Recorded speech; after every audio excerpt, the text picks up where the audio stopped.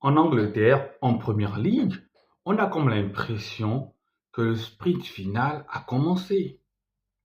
On a comme l'impression, lorsqu'on regarde les journées de Première Ligue, on a comme l'impression qu'on est dans le money time. Il n'y a pas de débat. C'est le championnat le plus fort. Il n'y a pas de débat. C'est le championnat le plus fort, le championnat le plus imprévisible, le championnat où tout le monde peut perdre.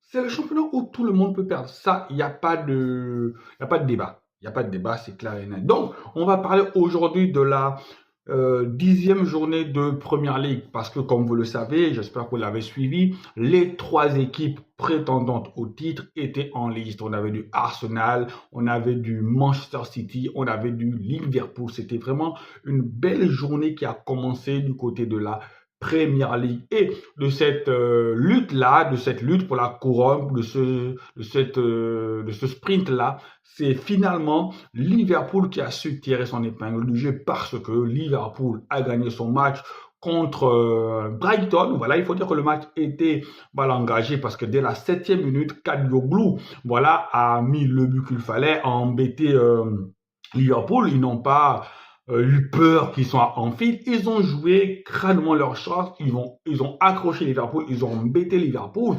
Voilà, ils ont posé d'énormes problèmes à Liverpool. Il a fallu attendre la deuxième mi-temps pour voir Liverpool se réveiller, pour voir Liverpool pousser. Et ce qui devait arriver est arrivé. Lorsqu'une équipe recule, on a eu le but de Gakpo à la 69e minute et le but de Mo Salah à la 72e minute. Donc il a fallu à Liverpool à peine 3 minutes pour réagir. Liverpool a réagi en champion. Liverpool savait que avec la défaite de Arsenal dont on va parler après, il y avait un coup à jouer. Et avec de l'autre côté Manchester City qui est diminué, il fallait forcément enfoncer le clou, il fallait forcément prendre un peu le large. Donc, à l'issue de cette journée, Liverpool se retrouve leader des Premières Ligues avec 25 points, voilà, avec 25 points.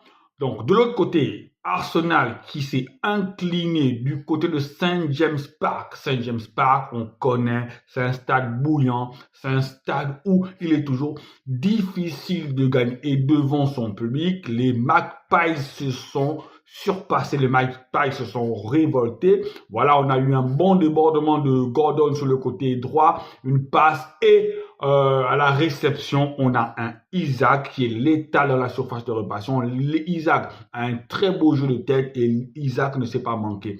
Le but a été marqué à la 12e minute. Et il faut dire que Arsenal avait le temps pour revenir dans ce match-là, parce que quand vous prenez un but à la 12e minute, vous avez largement le temps de revenir et de gagner le match. Arsenal n'a pas été à la hauteur, Arsenal n'a pas pu revenir. Il faut dire que Arsenal connaît un peu un passage à vide parce que, et souvenez-vous bien, défaite à Bournemouth 2-0. Voilà, match nul contre Liverpool qui est un concurrent direct 2-2 et là, défaite à Newcastle, ça ne fait pas bien les ambitions d'Arsenal. Est-ce que cette année, Arsenal pourra concurrencer Manchester City? Est-ce que Arsenal sera encore le challenger de Manchester City?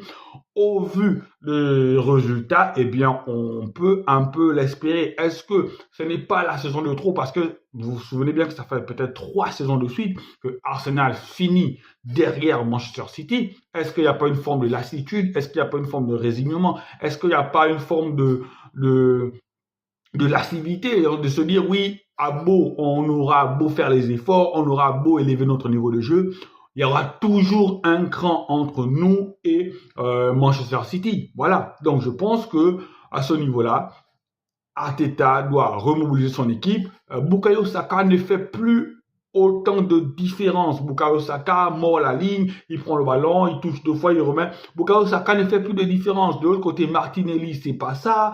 Je ne sais pas si c'est l'absence de Odegaard qui fait en sorte que cette équipe-là a perdu un peu de sa superbe, a perdu de son âme, mais en ce moment, c'est un Arsenal qu'on ne reconnaît pas. La bonne nouvelle, c'est le retour de William Saliba. William Saliba, on a vu, donc moi pour moi part, le but c'est un peu une erreur de marquage de Gabriel, parce que Gabriel à ce niveau-là, quand tu as un Isaac dans ton dos, tu peux pas laisser un Isaac comme ça. Voilà, donc Arsenal perd, Arsenal reste à 18 points. Pour l'instant, Arsenal est quatrième de Premier League, dépassé par Nottingham Forest, et Arsenal peut se retrouver à la fin de cette 10e journée, 6e de Premier League, parce qu'en cas de victoire de Aston Villa et en cas de victoire de Chelsea, eh bien, ces deux équipes-là passeraient devant Arsenal qui se retrouverait 6e de Première Ligue. Vraiment, on est bien loin des standards habituels de Arsenal depuis 3 saisons. Et après, on bascule sur le match de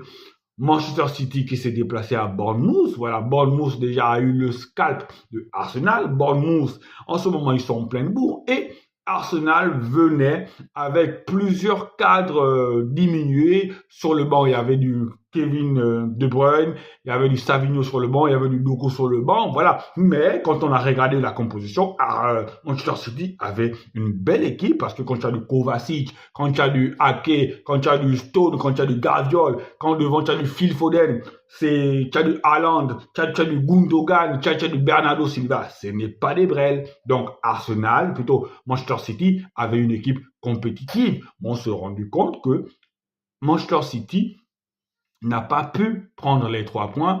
Bournemouth a joué à fond sa carte. Voici pourquoi je vous dis, en Première Ligue, c'est particulier. La Première Ligue est un championnat qui nous donne toujours autant d'émotions. En fait, en Première Ligue, il ne faut plus avoir de certitude. Parce que sincèrement, quand j'ai vu la composition de Manchester City, moi je me suis dit, c'est Manchester City, le rouleau compresseur. Et bien là, il y a quelque chose à faire. Parce que, voilà, c'est Manchester City. Mais Bournemouth l'a emporté. Bournemouth a permis à Liverpool de prendre la tête de la Première Ligue. Donc Liverpool a 3 points de Manchester City qui compte 22 points. Le championnat n'est pas encore gagné. Le championnat est loin d'être joué. Le championnat ne fait que commencer. Mais je vous assure que chaque journée, on aura le droit à ce type de match-là. Chaque journée sera une lutte acharnée pour rester au sommet de la Première Ligue. C'est pourquoi je dis toujours que la Première Ligue, un peu, c'est Game of Thrones. Et dans le cas, on a aussi un Chelsea qui revient très bien dans la lance.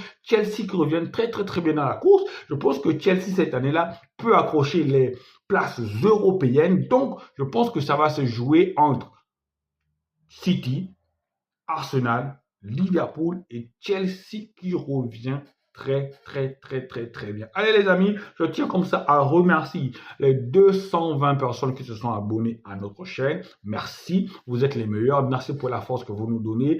Merci pour la confiance accordée et ça nous permet comme ça encore de travailler davantage. Ça nous permet de comprendre que nous ne sommes certes pas les meilleurs parce que vous avez très vite compris, le nom de la chaîne, c'est le football pour les nuls. Nous ne sommes pas les meilleurs, on aspire à être les meilleurs. Donc, continuez à nous soutenir, continuez à liker nos vidéos, continuez à commenter, continuez à partager. Et si vous êtes nouveau, si vous tombez par hasard sur nos vidéos, eh bien, n'hésitez pas à vous abonner. Voilà, c'est vous qui nous donnez la force, ça aide au référencement de la chaîne. Allez, je vous envoie plein d'ondes positives et portez-vous bien.